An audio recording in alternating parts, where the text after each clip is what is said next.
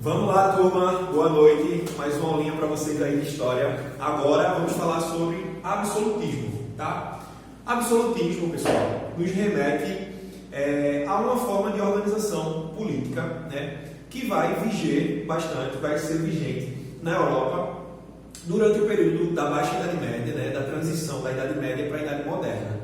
Então, eu posso tratar do absolutismo como um sistema político onde uma determinada elite, uma determinada parte da nobreza, conseguiu centralizar, conseguiu consolidar o poder com o apoio de várias categorias, como o clero, a burguesia e a nobreza também. A gente sabe que durante a Idade Média o poder vai ser bastante descentralizado e vai figurar muito nas mãos, às vezes, de alguns senhores feudais que não necessariamente vão ser os reis daquelas nações, né, daqueles países. Durante muito tempo, por exemplo, o rei da Inglaterra vai ser vassalo do rei da França. Então, durante muito tempo, a Inglaterra vai ter terras que vão ser comandadas pela França, como é o caso da Normandia, por exemplo, como é o caso de algumas regiões, inclusive na Grã-Bretanha. E, inclusive, algumas palavras inglesas são de influência da língua francesa, né? O mercy, né, vem do merci, o excuse me vem do excuse. Então, isso tudo é influência, de certa forma, da monarquia francesa dentro da Inglaterra. Muito da língua inglesa é baseada na língua francesa e é nesse período de formação das monarquias nacionais que a gente vai identificar esse sistema chamado absolutismo.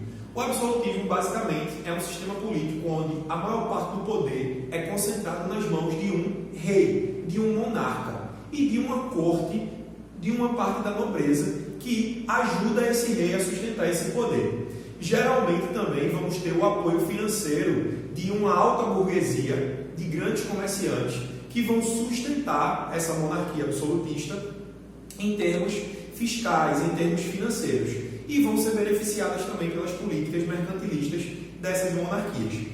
A gente vai falar hoje somente sobre França e Inglaterra, porém, eu trouxe também os teóricos do absolutismo para a gente discutir um pouquinho. Então, quando eu falo em absolutismo, eu estou falando na formação dos estados modernos, na centralização política e no fortalecimento dos reis. Esse rei absolutista, teoricamente falando, ele vai ter poderes ilimitados. Eu digo teoricamente porque na prática, por exemplo, um rei absolutista de Espanha ou de Portugal, ele não vai conseguir controlar todo o império dele, o Império Marítimo, por exemplo, que a gente ainda vai ter essa aula, né? Não vai conseguir controlar a América, por exemplo. Eles precisam mandar funcionários que vão estar ali a serviço do rei, mas esses funcionários nem sempre vão fazer as coisas de acordo com o que os reis queriam. Então, na teoria, o poder é ilimitado, na prática é um pouco diferente. Teoricamente falando, também esse poder é incontestável e inquestionável. E aí tem alguns teóricos, Maquiavel, Jacques Bossuet, Jean Bodin e Thomas Hobbes, que vão escrever sobre o que seria o absolutismo. Maquiavel e Thomas Hobbes têm uma pegada secular, uma pegada mais humanizada, digamos assim, né? A ética política que eles constroem não se baseia na religião, não se baseia de que o poder desses reis vem do poder divino. Já o Jacques Bossuet e o Jean Bodin, que são de uma escola francesa, esses caras têm uma pegada mais divina. Por quê? Religiosa, perdão. Porque na França é justamente o período das guerras religiosas, que nós vamos ter aula também sobre isso, a Reforma Protestante. É justamente o período em que a Igreja Católica vai se fortalecer, se unindo com os reis franceses e vai sustentar, ideologicamente falando, as monarquias. Então, os principais teóricos do absolutismo na França são teóricos religiosos, enquanto que em Florença, Maquiavel é bastante secular e na Inglaterra, o Thomas Hobbes também vai ser secular. A explicação do poder dos reis vem de uma explicação material e não de uma explicação religiosa. Maquiavel vai escrever o livro O Príncipe, né? Maquiavel vai ser secretário e conselheiro do príncipe de Florença, da família dos Médici, né? E nesse livro ele vai teorizar, inclusive é baratinho esse livro, tem como vocês comprarem aí pela Amazon. Ele vai teorizar como um príncipe deve governar, fundando uma nova ética política. E aí nós temos duas ideias maquiavélicas, né, que vão resumir um pouco o princípio da ideia dele de política. Primeiro, ele diz que um rei, um príncipe, deve ser mais temido do que amado. Um príncipe amado, ele vai ser bem querido, bem quisto, né? Bem quisto.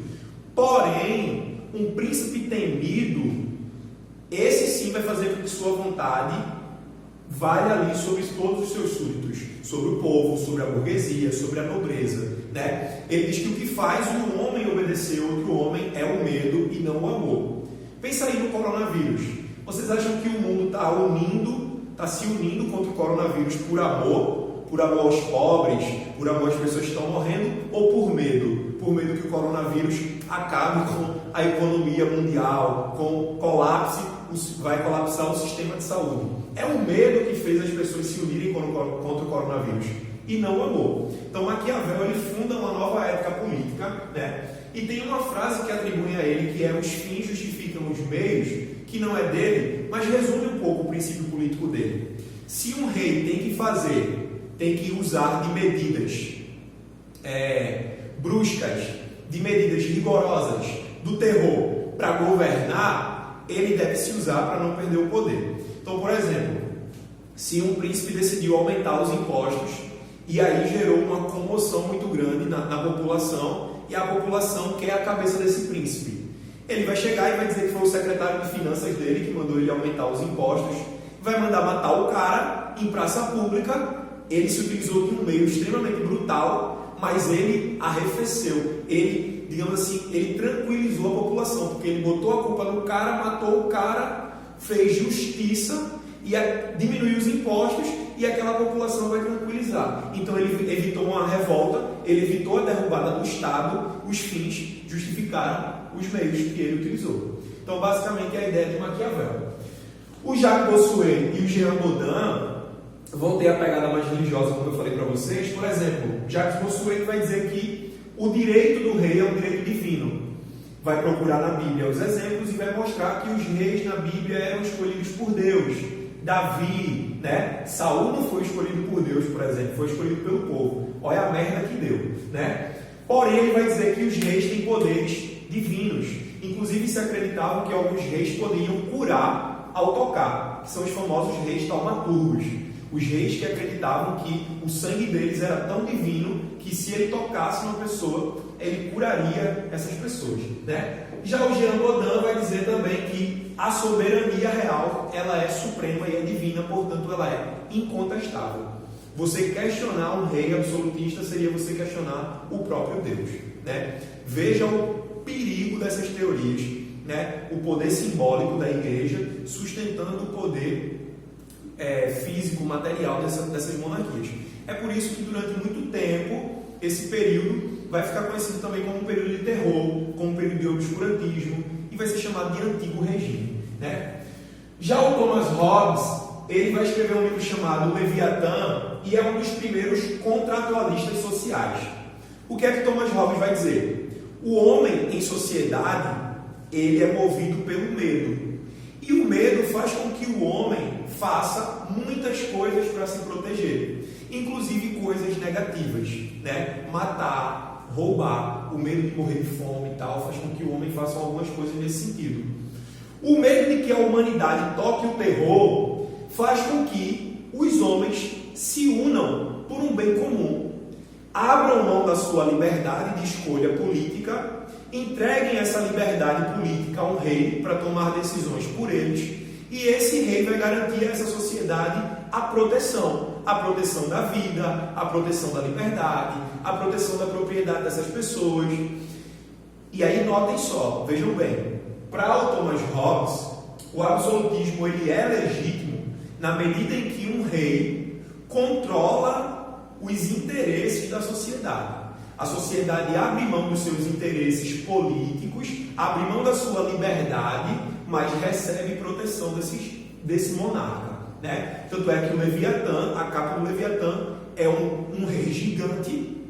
O rei seria a cabeça da sociedade e a sociedade seria o corpo desse rei. Sem o corpo não há cabeça, sem a cabeça não há corpo, né? Então, é um contrato social feito não porque o homem é o lobo do homem, que também não foi uma frase de Hobbes, mas porque o homem, em estado natural, ele é movido pelo medo. Então ele precisa de segurança, ele precisa entregar, né, a sua liberdade a alguém em troca de segurança, tá? E aí Thomas Hobbes sustenta o absolutismo com esse argumento. Na França, pessoal, nós vamos ter o Luís XIV, que é um dos maiores reis absolutistas, né, francês, o Rei Sol. Ele chega a falar l'état c'est moi, o Estado sou eu, né? Ou seja, não existe Constituição, né? Parece até o nosso presidente da República recentemente dizendo a Constituição sou eu, né? Que saudade da guilhotina, né, minha filha? Na época que a gente podia cortar a cabeça desses reis, né? Para cortar a cabeça de algum babaca por aí. Então, Luís XIV, ele consegue governar na França através de duas medidas.